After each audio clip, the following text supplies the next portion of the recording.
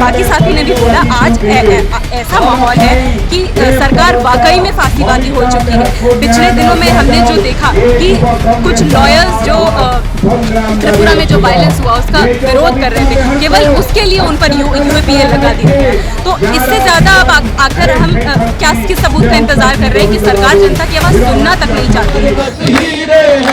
सागर सागर मोती है, ये सारा माल हमारा है, हम सारा खजाना मांगेंगे। ये सारा माल हमारा है, हम सारा खजाना मांगेंगे। एक खेत नहीं, एक देश नहीं, हम सारी दुनिया मांगेंगे मांगेंगे। हम सारी दुनिया मांगेंगे मांगेंगे। हम सारी दुनिया मांगेंगे मांगेंगे। जो खून बहा, जो बाग उजड़े, जो गीत दिलों में कत्ल हुए। जो खून बहा, जो बाग उजड़े, जो गीत दिलों में कत्ल हुए। हर कतरे का, हर गुंचे का, हर गीत का बदला मांगेंगे। हर कतरे का, हर गुंचे का, हर गीत का बदला मांगेंगे। एक खेत नहीं, एक देश नहीं, हम सारी दुनिया मांगेंगे मांगेंगे। हम सारी दुनिया मांगेंगे मांगेंगे। हम सारी दुनिया मांगेंगे मांगेंगे। जब सब सीधी हो जाएगी, जब सब झगड़े मिट जाएंगे। जब सब सीधी हो जाएगी, जब सब झगड़े मिट जाएंगे। हम हर एक देश के झंडे पर एक लाल सितारा मांगेंगे। हम हर एक देश के झंडे पर एक लाल सितारा मांगेंगे। एक खेत नहीं, एक देश नहीं, हम सारी दुनिया मांगेंगे मांगेंगे। हम सारी दुनिया मांगेंगे मांगेंगे। हम सारी दुनिया मांगेंगे मांगेंगे। हम मेहनत कश जग वालों से जब अपना हिस्सा मांगेंगे। हम मेहनत कश जग वालों से जब अपना हिस्सा मांगेंगे। एक खेत नहीं, एक देश नहीं, हम सारी दुनिया मांगेंगे मांगेंगे। हम सारी दुनिया मांगेंगे मांगेंगे। हम सारी दुनिया मांगेंगे मांगेंगे। हम सारी दुनिया मांगेंगे मांगेंगे। हम सारी दुनिया मांगेंगे मांगेंगे। हम सारी दुनिया मांगेंगे मांगेंगे।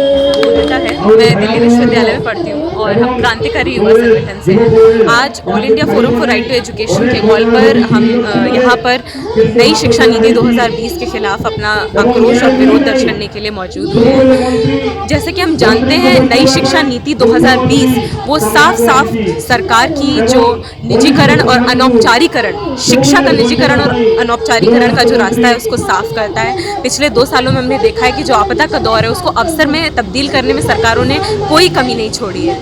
आत्मनिर्भर भारत के नाम पर हमने आज देखा है कि सरकारी शिक्षा से ही आत्मनिर्भर किन समुदायों, किन वंचित समुदाय से आने वाले लोगों को और छात्रों को कर दिया गया है। आज हालत ये है कि यूनिवर्सिटी में अगर हम हायर एजुकेशन की बात कर लें तो हायर एजुकेशन में कॉलेजेस को, इंस्टीट्यूशंस को ऑटोनॉमस बनाने की कोशिश की जा रही है। ग्रेडेड ऑटोनॉमी की बात की जा रही है कि अगर जिन इंस्टीट्यूशंस, जिन यूनिवर्सिटीज़, जिन कॉलेजेस की रैंक कम है उन्हें उतना कम अनुदान मिलेगा और अनुदान की जगह लोन को प्रमोट करने की यहाँ पर कोशिश की जा रही है। तो आप समझ सकते हैं कि ऐसी हालत में जहाँ वैसे ही गवर्नमेंट स्कूल से जो बच्चे आते हैं, कौन आते हैं, समाज का जो एक बड़ा हिस्सा है, जो मेजॉरिटी पॉपुलेशन है उसका बच्चा, उनके बच्चे गवर्नमेंट स्कूल्स में पढ़ते हैं। जो ऑटो रिक्शा ड्राइवर्स के बच्चे हैं, जो मजदूर किसान के बच्चे हैं, जो आदिवासियों के बच्चे हैं, वो गवर्नमेंट स्कूल्स में पढ़ते हैं। तो वो गवर्नमेंट स्कूल के बच्चे वैसे ही मजबूर हैं कि हायर एजुकेशन में उन्हें दिल्ली यूनिवर्सिटी में, अपने स्टेट की यूनिवर्सिटी में उन्हें सीट वो क्वालिफाई नहीं कर पा रहे क्योंकि सीट्स कम है, कॉलेजेस नहीं है और उन्हें किस में जाने को मजबूर होना पड़ता है। उन्हें दूरस्थ शिक्षा, करस्पॉन्डेंस कोर्सेज में दाखिला लेकर खराब शिक्षा हासिल करने के लिए मजबूर होना पड़ता है। तो आज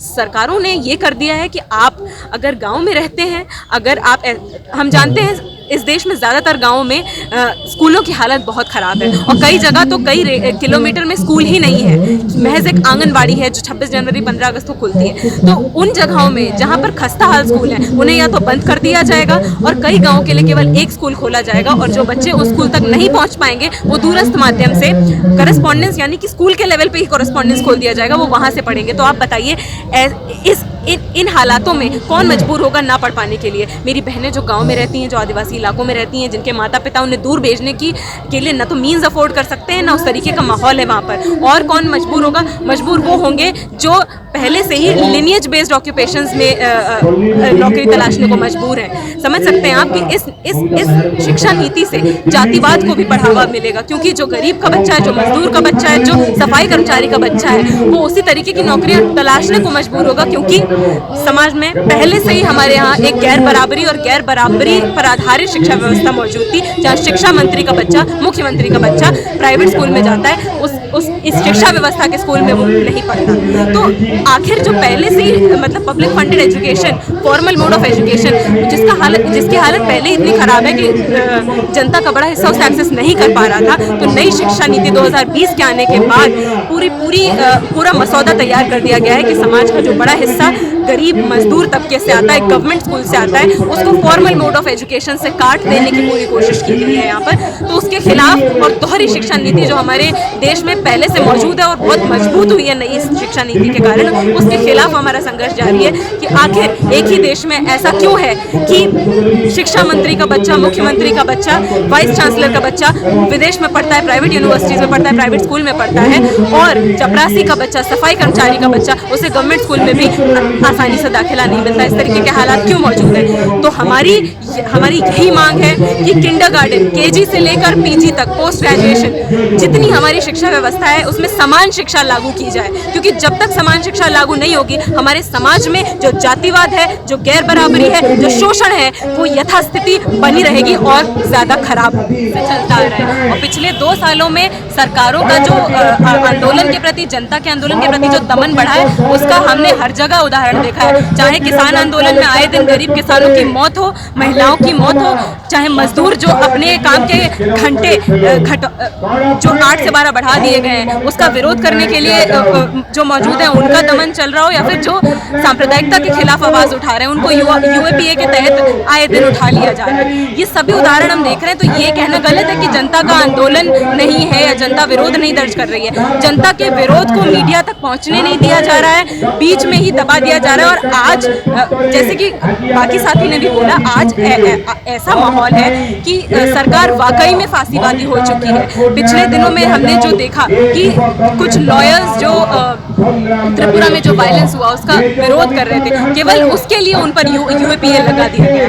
तो इससे ज्यादा अब आखिर हम किस सबूत का इंतजार कर रहे हैं कि सरकार जनता की आवाज सुनना तक नहीं चाहती है। तो 2019 से ही जो सरकार के निजीकरण का जो एजेंडा है, उसकी अलग अलग नीतियों के खिलाफ जो विरोध है, जो प्रदर्शन है, जो आंदोलन है, वो लगातार जारी है। समस्या सिर्फ इतनी है कि आज सरकार चाहे कोई भी हो, चाहे वो बीजेपी की सरकार हो, यहाँ तक कि यहाँ प्रदेश सरकारों ने भी कोई कमी नहीं छोड़ी है जनता के अंदर आंदोलन को दबाने की। अब जैसे कि साथी ने बताया कि शिक्षा की हम बात कर लें तो हमारे जो, आप समझ लीजिए देश की राजधानी है दिल्ली, ठीक है, दिल्ली में ऐसे इलाके हैं जहाँ पानी नहीं आता है। आप ये बताइए जहाँ पर पानी नहीं आएगा और सुबह सुबह एक स्कूल जाती हुई लड़की को टैंकर की लाइन में पानी इकट्ठा करने के लिए खड़ा होना पड़ेगा कई घंटे, तो वो किस तरीके की शिक्षा उसे मिल पाएगी? और जब वो क्लास लेने बैठेगी उस टाइम सरकारी स्कूल के टीचर क्लास ही नहीं लेंगे, नोट्स भेजेंगे तब जब एग्जाम सर पे आ जाएगा। तो उस तरीके की शिक्षा से किस तरीके का इंसान ये कल्पना कर सकता है कि वो समाज में अपनी स्थिति को बेहतर कर पाएगा?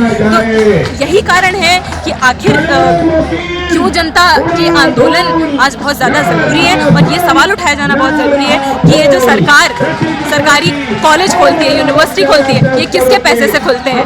आप ये समझ लीजिए जो मेहनत कश जनता है उसकी मेहनत से ये सरकारी पब्लिक फंडेड इंस्टीट्यूशंस चलते हैं। उन्हीं के बच्चे क्या पढ़ पाते हैं उस यूनिवर्सिटी में, उस गवर्नमेंट कॉलेज में? नहीं पढ़ पाते हैं। तो आखिर ऐसा क्यों है कि जिसकी मेहनत से ये सारे संसाधन बनते हैं, ये सारी यूनिवर्सिटीज़ ये पब्लिक सेक्टर यूनिट्स बनते हैं, उन्हीं को सरकारी नीतियों के लाभ से क्यों काट दिया जाता है? ये सवाल उठाना आज बहुत ज़रूरी है और इस सवाल को जोड़ना है हमें मजदूरों के संघर्ष से, जो काले किसान कृषि कानून आ रहे हैं उस संघर्ष से और समान शिक्षा के संघर्ष से। भारत की जनता का एक यथार्थ है, वो यथार्थ ये है कि भारत में आज भी बहुत सारे लोग अच्छी शिक्षा नहीं पा पाते हैं और उच्च शिक्षा में नहीं पहुंच पाते। तो उसके लिए इन लोगों ने ये न्यू एजुकेशन पॉलिसी लेकर के आए, जिसके तहत उन्होंने बोला कि जो लोग अपनी शिक्षा नहीं पूरी कर पाएंगे वो लोग अपनी शिक्षा या तो डिस्टेंस मोड में पूरी कर लेंगे या फिर उनको सर्टिफिकेट कोर्सेज या डिप्लोमा कोर्सेज करा दिया जाएगा।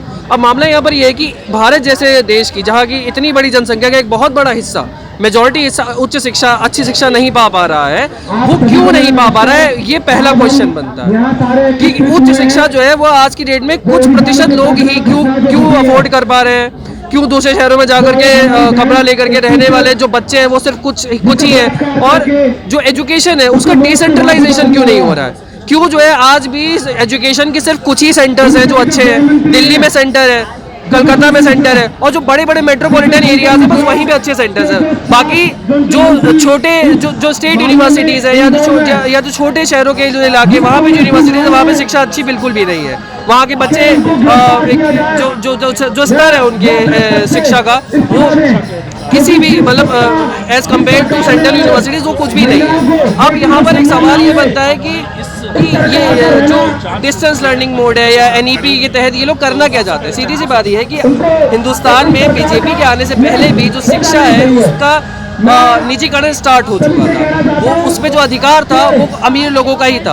अब दिल्ली यूनिवर्सिटी जैसे बड़ी यूनिवर्सिटी में जहाँ पे इतनी हाई कट ऑफ जाती है, जहाँ और जेएनयू जैसी यूनिवर्सिटी जहाँ पे जो एंट्रेंस का जो लेवल है वो इतना हाई है कि आप 12वीं क्लास में जो सरकारी स्कूलों में जिस स्तर की शिक्षा मिलती है उस स्तर की शिक्षा पे पढ़ा हुआ बच्चा कभी भी ना दिल्ली यूनिवर्सिटी जा पाएगा ना जेएनयू जा पाएगा। क्यों नहीं जा पाएगा? क्योंकि अब सीधी सी बात है, जहाँ पर बच्चों को अंग्रेजी नहीं आ रही, जहाँ पे बच्चों को पढ़ाया नहीं जा रहा है, जहाँ पे बच्चों को टीचर नहीं आ रहा है स्कूल में, जहाँ पे बच्चों और टीचरों के बीच में इतना भेदभाव है कि पानी पीने का जो पीने का पानी है वो उसका डिस्पेंसर अलग अलग है। उस स्कूल से बच्चे निकल करके आ रहे हैं, वो आकर के प्राइवेट स्कूल के बच्चों से नहीं कम्पीट कर पा रहे हैं। अब एनईपी क्या करता है कि एनईपी इस डिफरेंस को, सरकारी स्कूल और प्राइवेट स्कूल के बच्चों के बीच का डिफरेंस है उसको और भी ज़्यादा बढ़ा देता है। उसको इस तरीके से बढ़ा देता है कि वो ये बोलता है कि अगर आप अपनी शिक्षा नहीं पूरी कर पा रहे तो आप सर्टिफिकेट कोर्सेज कर लीजिए। मेरा सवाल ये है, हमारा सवाल ये है कि जो बच्चे अपनी शिक्षा पूरी नहीं कर पा रहे वो क्यों नहीं पूरी कर पा रहे? क्या उनकी जो मजबूरियां हैं वो इस चीज़ से निकल करके नहीं आती कि वो समाज के गरीब तबके से निकल करके आते हैं? और सरकार उन गरीब तबके के लोगों के लिए क्या कर रही है? सरकार तो आज भी अमीरों को ही सर्व कर रही है। अमीरों के लिए उन्होंने एजुकेशन के जो मॉडल्स है वो उसको बढ़ा कर उन्होंने उसमें 4 चांद लगा दिए हैं कि आप ऑनलाइन एजुकेशन ले सकते हो, आप दुनिया भर के तमाम कोर्सेज में अप्लाई कर सकते हो। लेकिन क्या गरीबों के पास इंटरनेट या दुनिया की इन सब चीज़ों का एक्सेस है या पैसों का एक्सेस है कि इतने महंगे कोर्सेज में अपने आप को एनरोल करा पाए? इन्होंने प्राइवेट यूनिवर्सिटीज़ कर दिए। जियो यूनिवर्सिटी को बोलते हैं कि उच्चतम एक वो शिक्षण संस्थान खोलेंगे, लेकिन इसकी क्या फीस है, कितने प्रतिशत उसमें लोग जाएंगे? सीटें इन्होंने बढ़ाई नहीं है, सेंट्रल यूनिवर्सिटीज़ की सीटें बढ़ाई नहीं है, और वो बच्चे आज की डेट में ना उनके एडमिशन हो रहा है, और वो डिस्टेंस एक घटिया डिस्टेंस लर्निंग में जहाँ पर ना टीचर आता है ना टाइम से सिलेबस दिया जाता है, उस तरीके की शिक्षा में उनको पढ़ने में मजबूर होना पड़ रहा है। तो क्या सरकार सीटें बढ़ाने के लिए इच्छुक ही नहीं है? क्या सरकार चाहती नहीं कि लोग पढ़ें?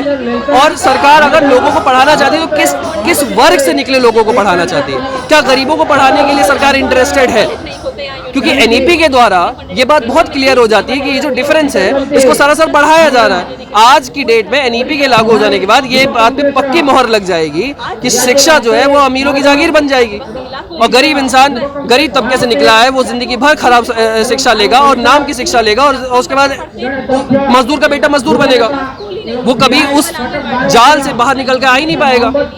इंडिया में एक बहुत बड़ी पॉपुलेशन है जिसके लिए पढ़ाई ना ही सिर्फ सिर्फ अपने आप में एक अच्छी चीज़ है उसके पढ़ाई, बट उसके वर्ग को अपने वर्ग से बाहर निकलने के लिए, गरीबी से अमीरी की तरफ जाने के लिए, या अपना स्टेटस बेहतर करने के लिए एक जरिया भी है।